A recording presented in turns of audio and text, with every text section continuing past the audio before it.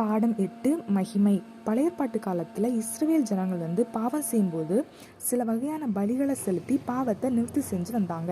மோசே ஆரோனிடத்திலும் ஜனங்களிடத்திலும் பாவ நிவாரண பலிகளையும் போஜன பலிகளையும் கர்த்தருக்கு செலுத்தினா கர்த்தருடைய மகிமை உங்களுக்கு காணப்படும் அப்படின்னு சொல்வார். இந்த எல்லா பலிகளையும் ஆசாரியனாகிய ஆரோன் தான் கர்த்தருக்கு செலுத்தினார். ஆரோனுடைய பாவ நிவாரண பலி என்ன அப்படின்னா பழுதற்ற ஒரு கன்று குட்டி. ஆரோனுடைய சர்வாங்க தகன பலி என்னன்னா பழுதற்ற ஒரு ஆட்டுக்கடா. இஸ்ரவேல் புத்திரரின் பாவ நிவாரண பலி என்ன அப்படின்னா பழுதற்ற ஒரு வெள்ளாட்டு கடா. அப்புறம் இஸ்ரவேல் புத்திரரின் சர்வாங்க தகன பலி என்ன அப்படின்னா ஒரு வயதான பழுதற்ற ஒரு கன்றுக்குட்டி, அப்புறம் ஒரு ஆட்டுக்குட்டி. சமாதான பலிகளாக எதை செலுத்த வேணும் அப்படின்னா ஒரு காளையையும் ஒரு ஆட்டுக்கடாவையும் சமாதான பலிகளாக செலுத்த வேண்டும். அப்புறம் போஜன பலி எண்ணெயில் பிசைந்த போஜனத்தை தான் போஜன பலியாக பலியிட வேண்டும். அப்புறம் ஆரோனுடைய பாவ நிவாரண பலி செலுத்தப்பட்ட விவரத்தை பற்றி பார்ப்போம். ஆரோன் ஃபஸ்ட்டு பலிபீட தண்டையில் சேர்ந்து தன்னுடைய பாவ நிவாரண பலியாகிய அந்த கன்றுக்குட்டியை ஃபஸ்ட்டு கொல்லணும். அப்புறம் ஆரோனுடைய குமாரர் அந்த ரத்தத்தை அவரிடத்துல கொண்டு வரணும். அவர் தன்னுடைய விரலை அந்த ரத்தத்தில் தோய்த்து பலிபீடத்தின் கொம்புகளில் மேலே பூசி அந்த மற்ற ரத்தத்தை பலிபீடத்துக்கு அடியில் ஊற்றி அந்த கொழுப்பையும் கல்லிலேருந்து எடுத்த ஜவ்வையும் அந்த பலிபீடத்தின் மேலே தகனித்து மாம்சத்தையும் தோலையும் பாளையத்துக்கு புறம்ப அந்த அக்னியில் சுட்டரிக்கணும். ஜனங்கள் பாவ நிவாரண பலியாகிய இந்த வெள்ளாட்டு கடாவையும் இந்த மாதிரி தான் பலியிடணும்.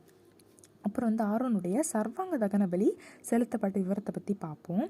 ஆரோன் சர்வாங்க தகன பலியாகிய ஆட்டுக்கடாவை ஃபஸ்ட்டு கொல்லணும். அப்புறம் ஆரோனோட குமாரர் அந்த ரத்தத்தை அவங்களத்துல கொண்டு வரணும்.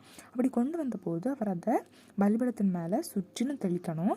துண்டங்களையும் தலையையும் பலிபீடத்தின் மேலே தகனித்து குடல்களையும் தொடைகளையும் கழுவி இந்த பலிபீடத்தின் மேலிருந்த சர்வாங்க தகன பலியின் மேலே தகனிக்கணும்.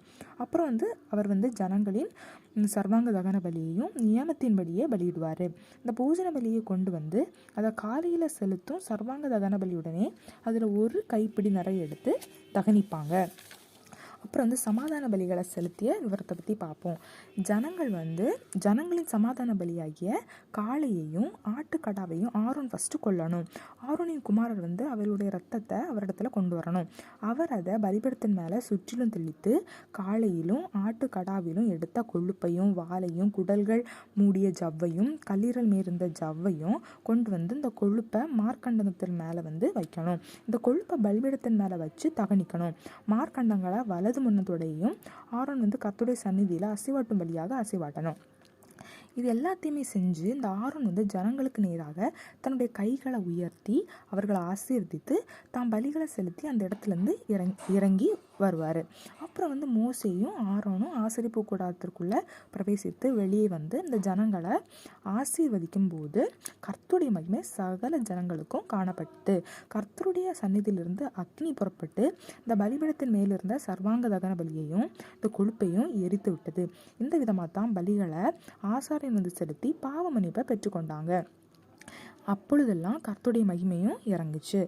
ஆனால் இப்போ புதிய ஏற்பாட்டு காலத்தில் நம்ம வாழ்கிற காலத்தில் இயேசு கிறிஸ்து நமக்காக சிலுவையில் அறையப்பட்ட பின்னர் நம்முடைய பாவங்களுக்காக அவரே பலியாகி நம்முடைய பாவங்களை மன்னித்தார். நம்ம பலியிட தேவையில்லை. நம்ம பாவம் செய்யாமல் காக்கப்படணும். நம்முடைய பாவங்கள் மன்னிக்கப்படும் போது நம்மளும் மகிமை மேலே மகிமை அடைவோம். நம்ம மேலேயும் அந்த மகிமை இறங்கும்.